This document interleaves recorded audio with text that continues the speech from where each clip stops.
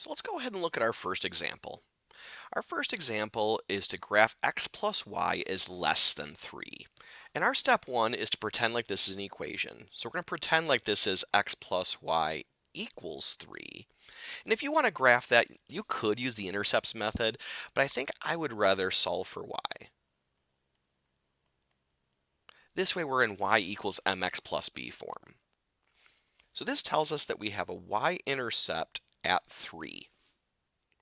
Our slope is -1, so we're going to go down 1, right 1, or else up 1, left 1.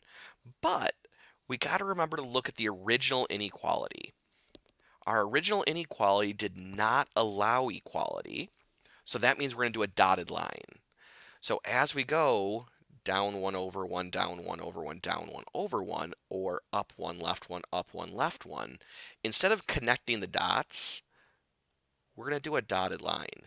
Now in your homework system in MyOpenMath, you'll notice that there are two options as you're graphing these lines to either do a solid line or a dotted line. So make sure to choose the appropriate one as you're trying to graph these.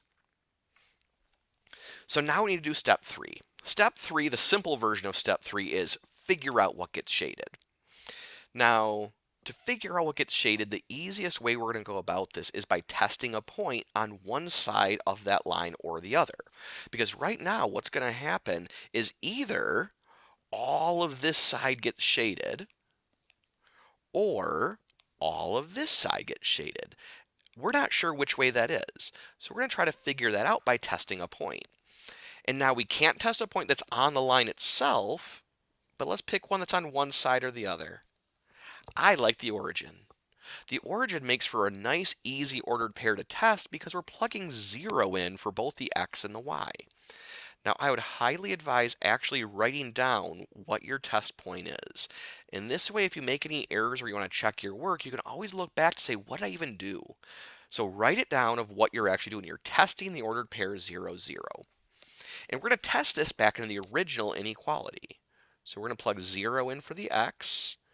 We're going to plug 0 in for the y, and we get 0 is less than 3. Now also make sure to write down whether the statement is true or false. So 0 is less than 3 is a true statement. So what this tells us by this being a true statement is that the ordered pair 0, 0 does satisfy the inequality. So this tells me that as far as my shading is concerned, the ordered pair 0, 0 should be shaded. So that means the side that includes 0, 0 is the side that I'm shading. And so this is my answer. My answer is the shading. It's really important to realize that the answer we're looking for is the shading, because what this answer tells us is this tells us that any ordered pair that's shaded will satisfy that inequality, and any ordered pair that's not shaded won't. And so it's not a bad idea for checking your work to do some testing and to say, let me go ahead and test another ordered pair. Let me test this ordered pair here. That ordered pair should not work.